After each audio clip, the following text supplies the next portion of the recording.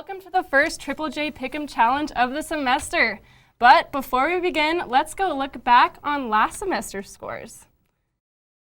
And look at that, winner right here. I don't want to talk about it. It was a close game, but if we add up all the semesters that we've done this, I won by a lot. Let's just say that. Is that true? 100% true. Is that true? I don't know. I took last both times. That's all that matters. Jason's in last. What are we thinking about for this semester? I'm gonna win. A hopeful second place. All right, sounds good. Okay. Well, let's start this semester with the CSU Rams traveling down to Arkansas to take on the Razorbacks. Jason, start us off here. All right. So I really like this matchup for CSU. Big win they came off last year. I mean, at home, but you're going into Razorback territory. So a little known, Razorbacks defense is not very good still. So Colin Hill just threw for 346 yards. I guarantee he throws for more than that. And he doesn't come out of the game because you're playing an SEC school and you're not going to want to let up on them. Yeah, that's true. So I'm taking CSU. Oh, for sure. I have to completely agree with you on this one. CSU is going to have this in the bag, especially from last game with the aggression that they came out with, especially with the onside kick in the first half when they were already up by over 20. Mm-hmm. They're going to win this game with flying colors. Oh, yeah. Yeah, well, it looks like we're all a bunch of homers here. I'm also taking CSU. One thing to note that neither of you guys noted, though, all the players who scored in last year's game, they're all gone now. Curtis Samuels, Matthews, and Williams, they're all gone. But the plus side to this is that we've got some really young talent out there that's proven to be able to play in those high-pressure situations, and I think they're going to be able to get it done this weekend. Dante Wright, that kid is it's going to be something special. That's all you need right now. But let's move on to last year's playoff rematch. We got the Saints versus the Rams. And this is probably one of the most controversial call games from last year, or ever. Mm-hmm. So, and I'm pretty sure the Rams are glad that the Saints are going there and not going into New Orleans. Oh, yeah. That would be terrible. Oh, yeah, I fully agree. And I'm glad you brought that up because the Saints can't lose this game. After what happened last year, there's no reason that they should be losing this game, especially with all that vengeance pent up. Their fans right now, they're all dressed up as refs, and they're making fun of them. The Saints is building a whole fan base against the Rams right now. There's no way that they can lose this game, and that's why I'm taking them right now. They have so much emotion for this game. They have a lot going towards them. They still have Drew Brees, still have Alvin Kamara. That offense is still doing great, even though they are struggling a little bit against the Texans. But then again, Texans are known for their good defense. Yep.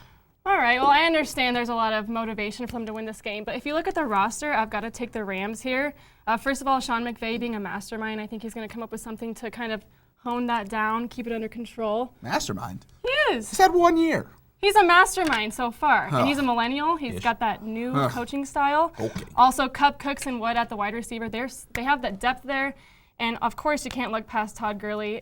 He played pretty good in his first week after being injured, and you can never count him out. So. I'm going to get that knee on him. I'm just saying. Hey, you can never count him out. So the people that you mentioned from last year mostly are on the roster this year, and the only way they won last year was because of the refs. So if you just play the exact same as last year, you know what's going to happen. There's some changes there. Well, I obviously went with the Saints because Who dat? Yeah, exactly. And you got that three-headed monster with Breeze, Kamara, and Michael Thomas. Mm-hmm. Michael Thomas is probably, if not the best wide receiver in the league, he might be top three. Not might. He is top three. Yes. Do you have three, though?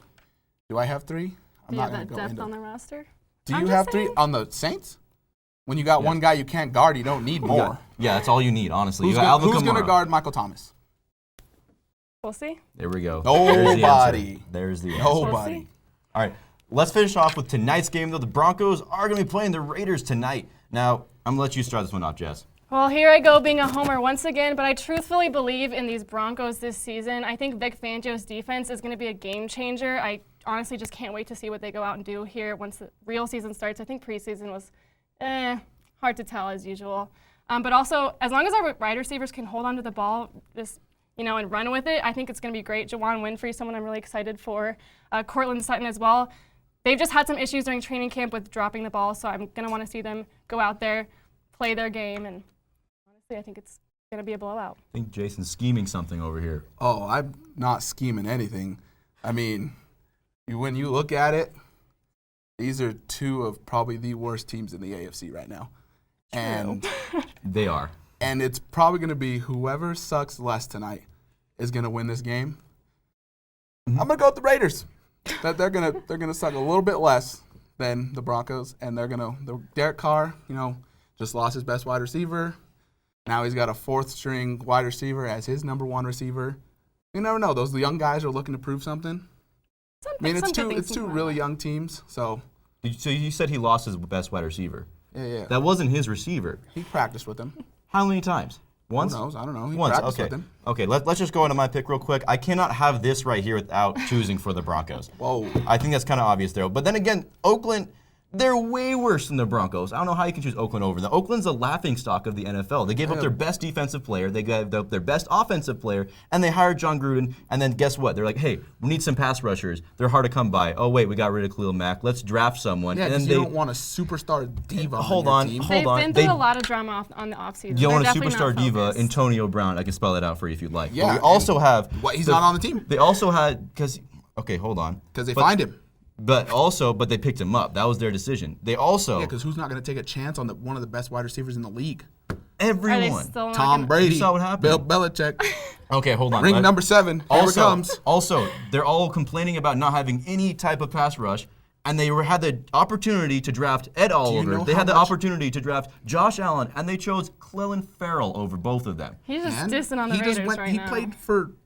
He played for Clemson. Yeah, Clemson, yeah, the but national champions. He was going to go for 20. He was going to go overall 20 pick. And? You could easily get a pass rusher. Daniel Jones went in the top Jared, 5. I don't think you're really explaining problem how is- the Broncos are going to win this Okay, game. no, the problem is that the Oakland is so bad that the Broncos are going to win. It's just more that like obvious. Oakland, Denver. Oh yeah, I know Denver's pretty I bad. didn't even but see Oakland, it change Exactly. there. but Exactly. Oakland is so ridiculously. They had an astronomically low number for numbers of sacks last year, and they didn't even pick up anyone good Question. to do that this year. Is Joe Flacco elite?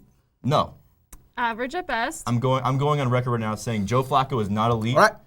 but Oakland is just way worse, 100% way worse. All right, well, you can see how everyone feels about that Big topic. homers over here. But Rams, It's just that is true. That is all we have this week, but go ahead and head to our Twitter page right now to vote on which one of us you think will win the Triple J Pick'em Challenge. It's going to be me again. Lies. But don't go anywhere because coming up next, Litos and I have a brand new segment called No Pressure. Stay tuned.